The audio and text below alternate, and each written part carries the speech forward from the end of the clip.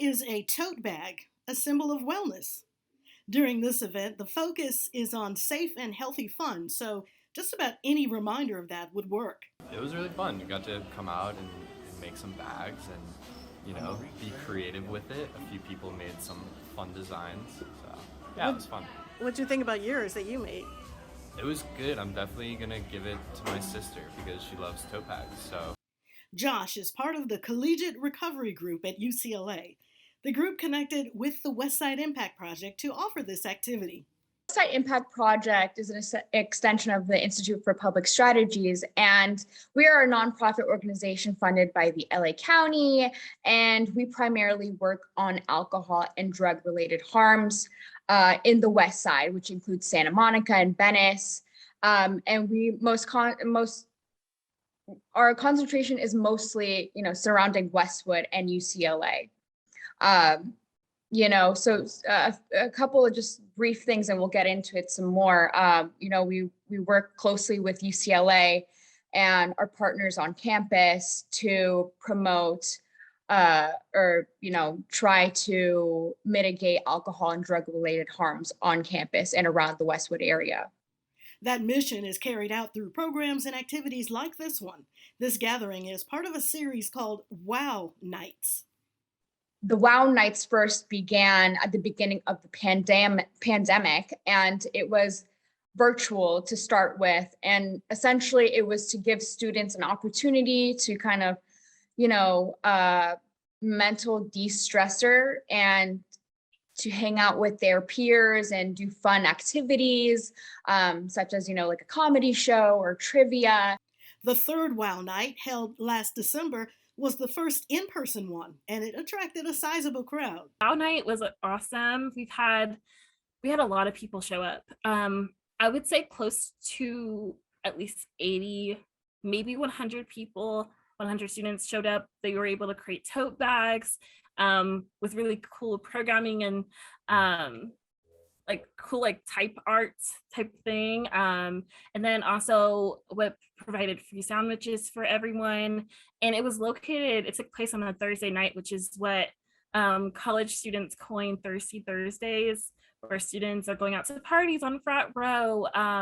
And just to know that we had such a great turnout means that instead of going to these frat parties or parties in general, students had fun in a different way. It's kind of like reimagining what fun looks like as college students. So it was a really, really great event. And we had a lot of great feedback from the event as well.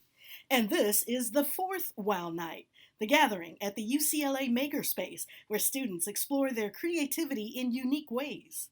It was super fun, and I got to make this really cool tote bag, which I'll definitely be using in the future. What's your opinion about having events like this for this organization? I think it was a really fun, not team building, but a great get together for us, a great sober activity.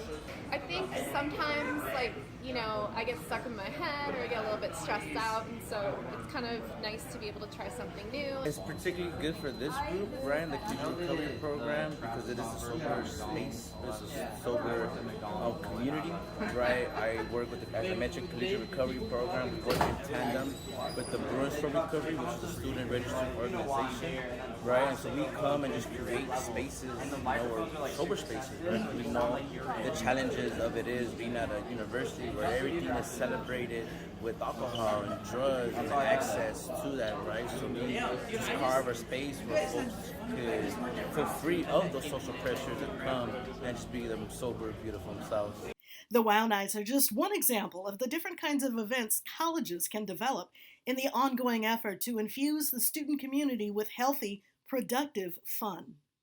Offering students alcohol and drug-free events where students can still engage with each other, but it does not have to involve, going to a fraternity party or going to a bar in Westwood, but just, still having good old fun, but, without alcohol or drugs. So this late night programming proposal has been, structured based off of other universities in the country that have found success in their programmings, including San Diego State University, Stanford University, Ohio State University. All of these schools have their own late night programming initiative, and we've gone ahead and spoken with these schools, learning how they're doing, specifically how have they been finding success during this pandemic.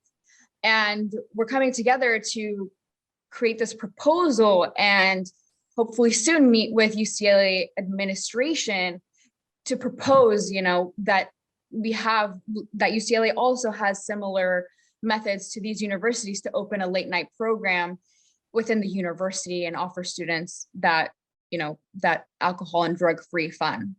The Westside Impact Project is currently looking for student organizations to partner with. Also, any Westwood neighbor interested in helping keep the community healthy and safe is also invited to join.